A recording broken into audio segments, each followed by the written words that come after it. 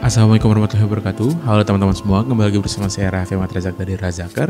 Dan di video kali ini saya ingin membahas mengenai suku bunga Indonesia yang turun ditetapkan oleh Bank Indonesia ke 5,75%. Dan alhamdulillah teman-teman, Bank Indonesia itu ngasih kado awal tahun ya dengan menurunkan BI rate sebesar 25 basis point menjadi 5,75% dalam rapat Dewan Gubernur atau RDG periode 14-15 Januari 2025. Keputusan ini bertujuan buat menjaga inflasi tetap terkendali di 2,5 plus minus 1% dan mendorong pertumbuhan ekonomi. Efeknya H+1 setelah diturunkannya suku bunga itu, IHSG itu langsung plus 1,77% setelah lebih dari seminggu lah kurang lebih itu mengalami pelemahan ya.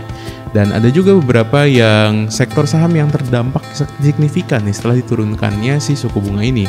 Seperti sektor banking itu karena minat kredit potensi meningkat dan memperbaiki kredit macet karena bunga yang lebih rendah. Terus juga sektor properti karena demand kredit perumahan rakyat atau KPR itu bisa naik. Lalu sektor konstruksi dan menara karena terkenal dengan tingkat utang yang berbunga tinggi, maka kalau suku bunga turun bisa memangkas beban bunga. Lalu sektor otomotif karena minat kredit kendaraan potensinya akan naik. Lalu consumer goods and retail karena suku bunga rendah membuat daya beli membaik, alhasil spending masyarakat berpotensi meningkat. Dan gak cuma itu teman-teman, ada juga tadi selain peluang atau efek positifnya, ada juga beberapa risiko jika suku bunga itu turun. Misalnya memungkinkan terjadinya pelemahan rupiah, jadi aliran modal keluar akibat penurunan suku bunga bisa menekan nilai tukar rupiah. Bisa juga ke inflasi, jika konsumsi meningkat terlalu cepat, inflasi bisa naik di luar target. Tapi pelemahan rupiah ini bisa saja diatasi pemerintah dengan salah satunya dengan menggunakan cadangan devisa atau CADEV. Mengingat CADEV Indonesia itu cukup tinggi, setara 6,7 bulan impor atau jauh dari standar IMF, di mana standar IMF itu sekitar 3 bulan impor. Atau kalau kita hubungin dengan cara mengatur keuangan, biasanya kita punya dana darurat itu setara dengan 3 kali gaji bulanan. Nah, kalau ini Indonesia itu punya 6,7 kalinya, kayak gitu loh kurang lebih teman-teman. Jadi bisa dibilang kondisi keuangan Indonesia sebenarnya itu sehat, dan dengan diturunkan ini itu banyak dampak positifnya daripada negatifnya kemungkinan besarnya. Dan bahkan gara-gara suku bunga turun ini, bank-bank besar seperti BRI, BNI dan juga Mandiri itu benar-benar jadi pesta pora lah bisa dibilang kayak gitu. Karena setelah bikin galau banyak holder, terutama BRI ya, saham Big Banks kemarin sekompak naik didorong aksi investor asing yang net buy. BBRI itu senilai 429 miliar rupiah, BMRI atau Mandiri itu sekitar 157 miliar rupiah, dan BNI itu sekitar 54,7 miliar rupiah. Aksi borong sejalan dengan keputusan BI yang tiba-tiba pangkas suku bunga tadi 25 basis point jadi 5,75%, dan setelah itu terus Big Banks itu naik secara signifikan ya teman-teman. Ini disebabkan karena asing itu ngeborong Big Banks karena saat suku bunga turun, maka bunga tabungan dan deposito yang lebih dulu bakal turun. Artinya cost of fund atau COF-nya atau biaya yang bank keluarkan untuk bayar bunga ke nasabah jadi lebih kecil.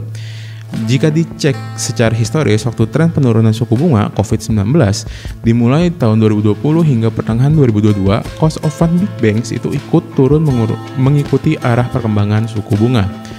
Dan penurunan cost of fund ini itu karena suku bunga yang lebih rendah, efeknya bagus ke perbankan. Soalnya bunga kredit masih akan tinggi alias nggak langsung turun. Bunga kredit pun butuh waktu untuk penyesuaian sampai bisa turun mengikuti suku bunga. Acuannya tergantung kebijakan bank, kontrak yang ada, dan kondisi pasar. Sehingga harapannya margin perbankan masih atau bisa makin lebih tebal gitu. Jadi selisih antara bunga yang diterima dari kredit dengan bunga yang dibayar ke nasabah dari tabungan atau deposito atau bahasa keuangan itu NIM, Net Interest Margin, jadi lebih tinggi. Intinya mereka bakal lebih cuan. Jadi bunga kredit itu lebih besar dari bunga tabungan dan deposito, sama dengan NIM naik. Nah, sebagai info tambahan teman-teman, rata-rata jenis kredit perbankan itu ada di 40% bunga tetap atau fixed rate, yaitu bunga yang nggak berubah meskipun suku bunga acuan naik atau turun.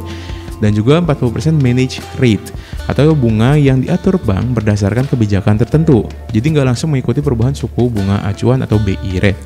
Dan hanya sekitar 20% sisanya yang langsung terpengaruh oleh perubahan suku bunga acuan. Jadi dari 100%, 40%-nya fixed rate, 40%-nya managed rate, dan 20%-nya yang langsung terpengaruh oleh suku bunga acuan atau BI rate.